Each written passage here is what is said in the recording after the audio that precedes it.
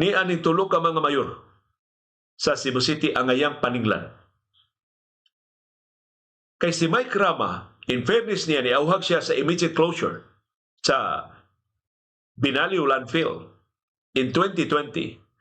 Pagkamatay ni Labella, si Rama na'y mayor. So si Mike Rama na naunta sa posisyon, pagpatuman siya ang rekomendasyon. Sa ilang rekomendasyon sa Cebu City Council, gipasiraduan ba niya landfill sa Binaliw? Wa. Gipalabi ni Mike Rama ang kanta-kanta, diskursong way kahumanan, flag raising ceremonies mulungtad og 2 ka oras, painitan ang mga trabante City Hall para sa iyang pagarpar o siyang kanta-kanta may tungod siyang anak o siyang ikaduwang asawa. Wa gihinungdan ang lideratong Mike Rama. Iya hinong gigukod itong taga-assessor's office, may nakapasuspenso niya. Iya hinong gitudlo yan 2 ka brothers-in-law, may nakapataktak niya sa pwesto. Wa gid siya kapasira sa landfill. So sa may nahitabo ni Mike Rama as vice mayor na gustong siraduan ng landfill o sa diyang nahimo na siyang mayor. Giduol siya ni Enrique Rason. Niapil siya kahadlok ni Enrique Rason. Napiskan siya sa binilyon ni Enrique Rason. O sa may rason. O sa may hinungdan. Nga nung man niya tumana ang iyang kaugaling o rekomendasyon pagsira sa landfill.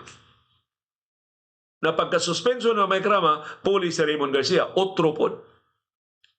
Pag-uol-guol ko na si Raymond Garcia, pait kayong kahimtang sa mga mulupyo sa Binaliw, dito ko na siya Binaliw, partinig yung Bahua, partinig yung Hugawa.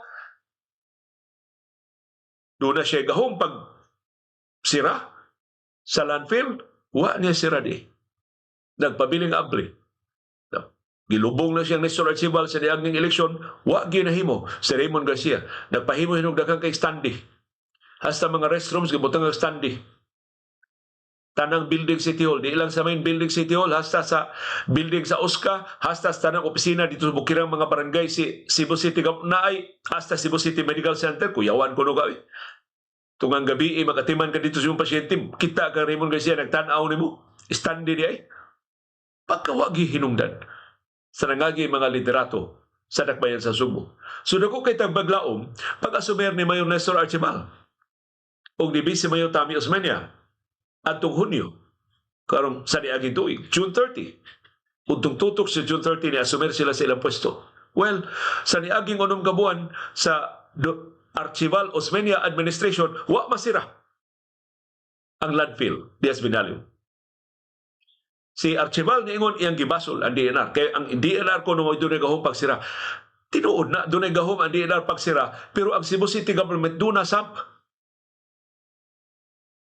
Hindi nyo makansilar ang Environmental Compliance Certificate na mawaran sa closure sa facility. Pero makahimo mo laing mga butang nga mo resulta gihapon sa pagsira sa landfill diya sa Binaliw. Una, makansilar ninyo ang business permit. Operasyon nga ini ni kahugaw, ini ni kabaho, nga nakahasol sa mga mulupyo, nakahugaw sa mga tinubdan sa tubig. Uy, that is more than enough reason pagkansilar sa business permit. Kung gikansilar pa ang business permit sa landfill facility, sirado. Di na sila ka-operate.